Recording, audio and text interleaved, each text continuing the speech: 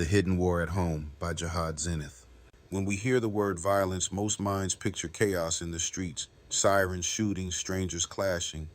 But the truth is far quieter and closer. The greatest war is not in the alley, it's in the living room.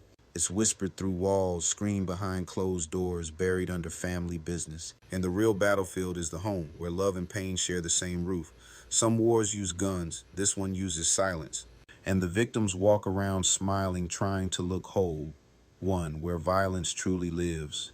According to national data, nearly 70–80% of all interpersonal violence happens between people who already know each other, not strangers.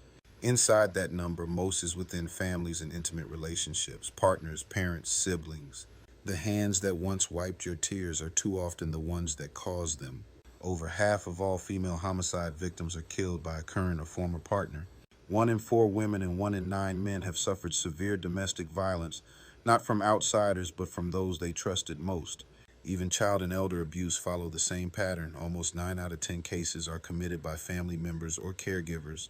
The home, meant to be a sanctuary, becomes a silent prison. The laughter fades and love becomes survival. Children learn to tiptoe around moods, spouses hide bruises beneath smiles, and everyone pretends things are fine, because saying otherwise feels dangerous. 2. The unspoken fuel. Behind many of these tragedies lies a familiar pair of poisons, drugs and alcohol. Studies show 70–80% of domestic incidents involve intoxication. Substances cloud reason, inflame jealousy, and remove restraint. They turn words into weapons and love into fear. What could have been a conversation becomes a confrontation, and rage replaces reason. Intoxication doesn't create evil, it removes conscience. It strips away empathy and quiets the voice that says stop. And when that voice is gone, the person you love becomes the person you fear. It's not just the broken bottles or the pills, it's what they break inside a person. They don't just shatter the glass, they shatter the soul. 3. The cycle of silence. Family violence thrives in secrecy. Victims stay quiet out of fear, shame, or financial dependence. Children grow up watching it, then carry that blueprint into their own relationships. What begins as survival becomes repetition, and the cycle continues. Generations inherit the pain their parents never healed, and the silence becomes its own language, spoken through tension, unspoken apologies, and emotional distance. The boy who watched his mother suffer becomes the man who yells.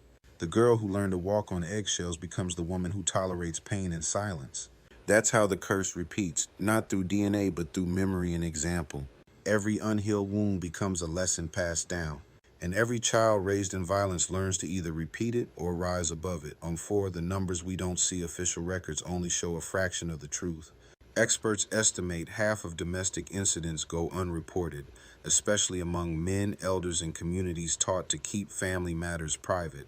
If every bruised, scream, and shattered soul were counted, the statistics would rise beyond measure. Police may record the noise, but not the silence. Hospitals may treat the wound, but not the trauma. And society rarely counts the emotional scars, the sleepless nights, the children hiding in closets, or the mothers who stay for the sake of family. The most dangerous place for many is not a street corner, it's the space they call home. And the saddest truth?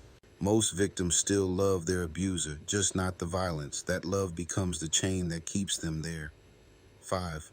Breaking the chain. Healing begins with truth, with naming what we've normalized, with understanding that love and violence cannot live in the same house. The cycle only ends when one person says, "It ends with me." To build strong communities, we must first heal broken homes. To stop the wars outside, we must first confront the wars within. To change the future, we must protect the children who are watching, because they are learning from what we allow. Healing is not weakness, it's rebellion against what destroyed generations before us. It's the quiet courage of a survivor who says, "Never again, not in my house." It's the man who seeks therapy instead of control. It's the woman who finally says, "I deserve peace." It's the child who grows up and builds a home where love doesn't hurt.